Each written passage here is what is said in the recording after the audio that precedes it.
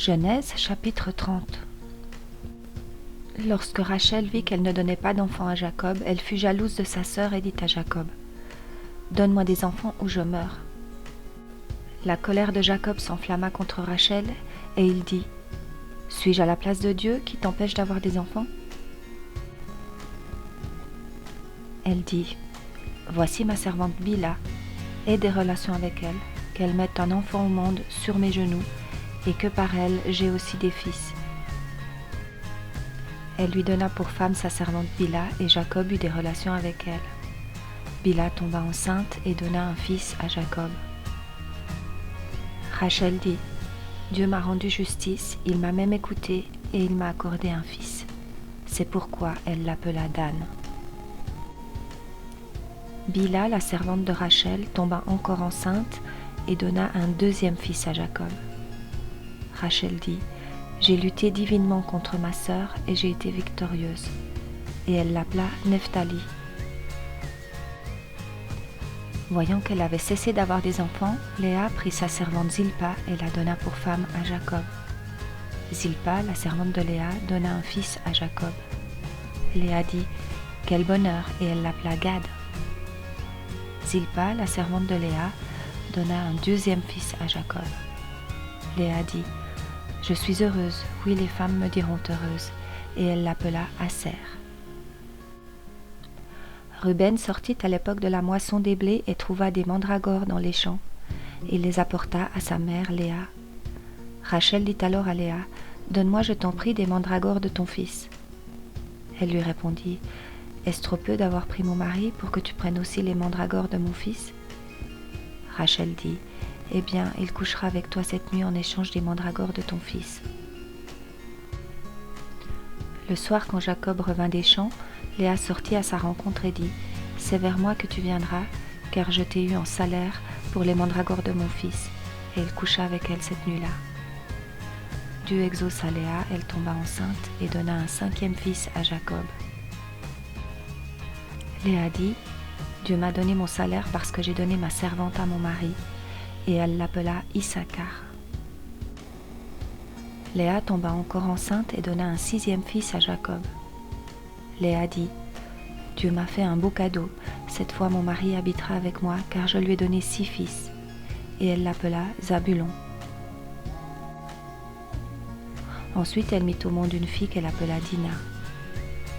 Dieu se souvint de Rachel, il l'exauça et lui permit d'avoir des enfants. Elle tomba enceinte et mit au monde un fils. Elle dit : « Dieu a enlevé ma honte. » Et elle l'appela Joseph en disant : « Que l'Éternel m'ajoute un autre fils. »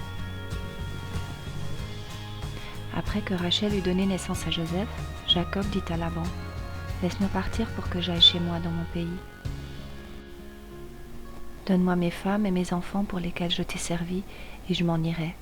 Tu sais en effet quel service j'ai accompli pour toi. » Laban lui dit : « Si seulement je pouvais trouver grâce à tes yeux. J'ai appris que l'Éternel m'avait béni à cause de toi. Fixe-moi ton salaire et je te le donnerai. »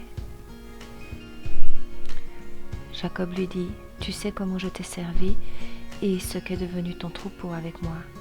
Le peu que tu possédais avant mon arrivée a beaucoup augmenté et l'Éternel t'a béni sur mes traces.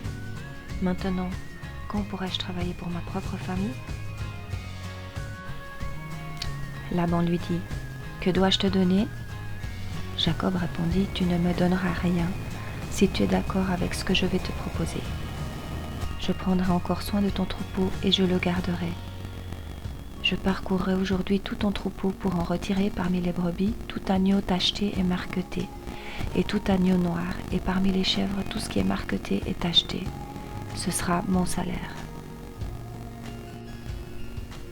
Ma droiture répondra pour moi demain, quand tu viendras voir mon salaire.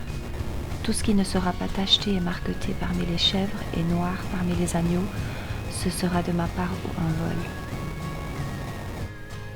Laban dit : « Qu'on fasse donc comme tu l'as dit. » Le jour même, Laban retira les boucs rayés et marquetés, toutes les chèvres tachetées et marquetées, toutes celles où il y avait du blanc et tout ce qui était noir parmi les brebis, et il les confia à ses fils. Puis il mit une distance de 3 journées de marche entre Jacob et lui. Quant à Jacob, il prit soin du reste du troupeau de Laban. Jacob prit des branches vertes de peuplier, d'amandier et de platane. Il y pela des bandes blanches, mettant à nu le blanc qui était sur les branches.